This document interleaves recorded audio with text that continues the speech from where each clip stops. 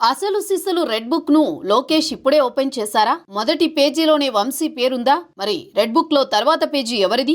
అందరూ అంటున్నట్లు ఆ పేజీలో కొడాలి నాని పేరుందా? వేరే ఇంకెవరైనా పేరు ఉందా? జరుగుతున్న పరిణామాలు చూస్తుంటే నెక్స్ట్ పేజీలో మాజీ మంత్రి విడదల రజనీ పేరుందనే టాక్ ఇప్పుడు ఏపీలో నడుస్తోంది.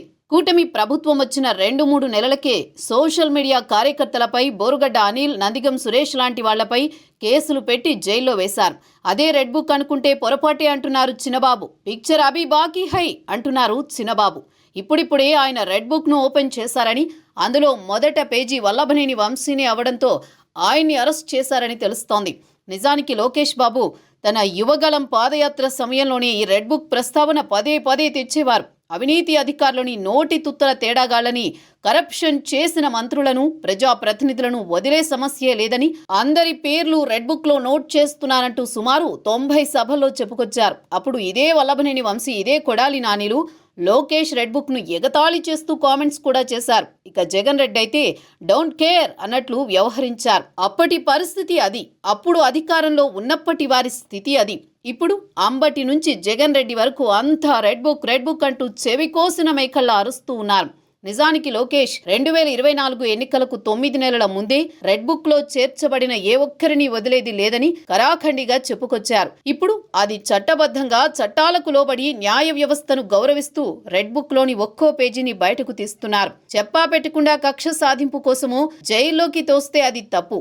జగన్ ఆ పని 2019 నుంచి 2024 వరకు చేశారు కూడా. అచ్చెన్నాయుడు దగ్గర నుంచి చంద్రబాబు వరకు అందరినీ జగన్ రెడ్డి అక్రమంగా అరెస్టులు చేయించిన సంగతి తెలిసిందే. అయితే తమకో న్యాయం, కూటమి ప్రభుత్వానికో న్యాయం అన్నట్లు జగన్ అండ్ కో ఇప్పుడు మాట్లాడడం చూస్తుంటేనే విడ్డూరంగా ఉందని రాజకీయ పండితులు అంటున్నారు.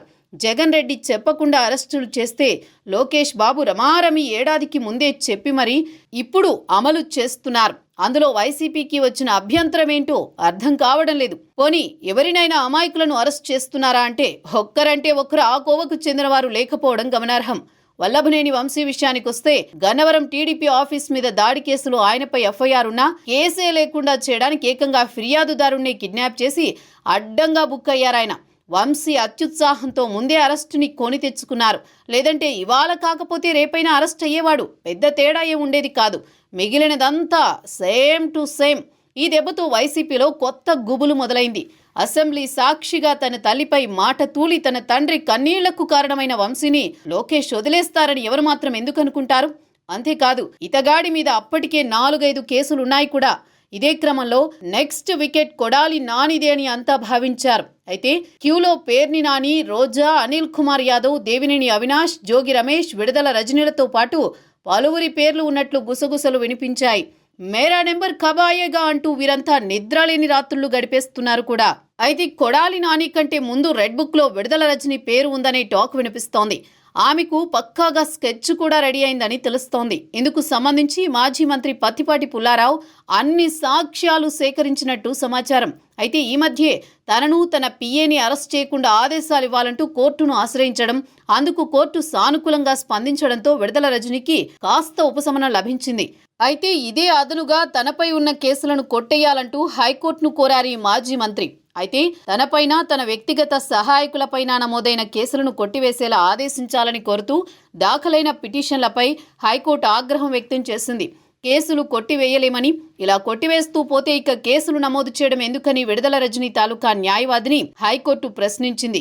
అంతేకాదు, ఈ కేసు విచారణ జరిగితే మంచిదే కదా, మీ తప్పు లేనప్పుడు మీరు నిర్భయంగా, నిజాయితీగా బయటకొచ్చే అవకాశం ఉంటుందంటూ హైకోర్టు కామెంట్ చేసింది. అసలు రజనీ మీద ఉన్న కేసు ఏంటి అంటే, వైసీపీ హయాంలో ఉమ్మడి గుంటూరు జిల్లాలోని చిలకలూరిపేట నియోజకవర్గం టీడీపీ ఇన్ఛార్జ్ పిల్లి కోటిని ఓ కేసులో అరెస్ట్ చేసిన అప్పటి సీఐ సూర్యనారాయణ తీవ్రంగా హింసించారు. దీంతో సదరు కోటి తనను హింసిస్తుండగా ఆ దృశ్యాలను వీడియో కాల్లో అప్పటి మంత్రి విడదల రజనీకి చూపించారని, దీనిపై చర్యలు తీసుకోవాలని కూటమి ప్రభుత్వం వచ్చిన తర్వాత ఫిర్యాదు చేశారు.